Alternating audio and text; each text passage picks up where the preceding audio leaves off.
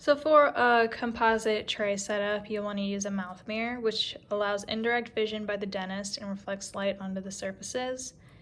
The Explorer is used to examine teeth for the presence of cavities, and the cotton forceps are used to grasp or transfer items into or out of the oral cavity. Then the spoon excavator is used to remove carious dentin and check for solid enamel walls. The composite placement instruments are used to carry composite material to the cavity preparation. And then the composite burnisher is used to form occlusal anatomy and composite restorations. We have our articulating paper and the holder here.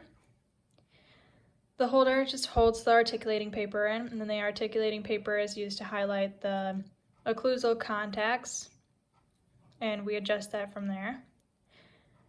And then we have the HBE and the saliva ejector, which those are used to keep the area clean and free of debris. It can be used to suck up saliva to keep the area dry. We have our burr block with our burrs, and then the mandrel discs are usually by the burr block. They are just used to smooth and carve out the restoration. Then we have our anesthetic syringe and the needle. The syringe just administers a local anesthetic. And then our 2x2 gauze and the cotton rolls are used for retraction and to wipe the areas clean. We have our little cotton swab here to place the topical, and this is the topical gel.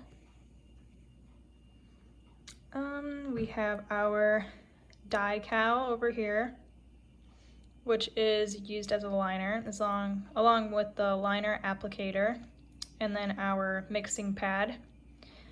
You only have about 10 seconds to mix the dye cowl.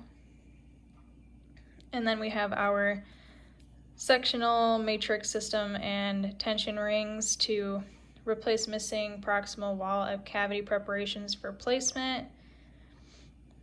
And then we have our dental dam forceps here, used for the tension rings to be put on.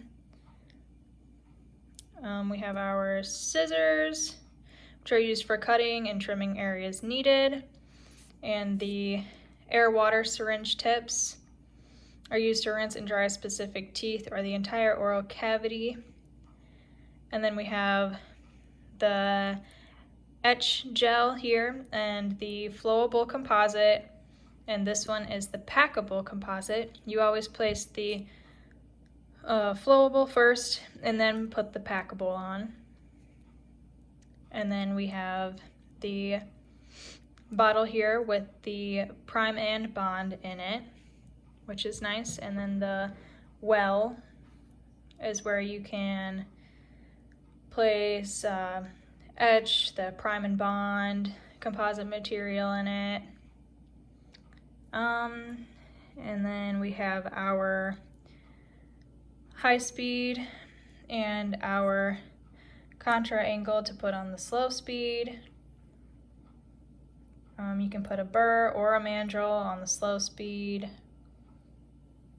And then we have our curing light, which is just used to harden light cured materials. And you should also have a shade guide, which is used to pick the shade of the tooth before placing the composite. And that's important to do before the removal of the decay and before you start the preparation.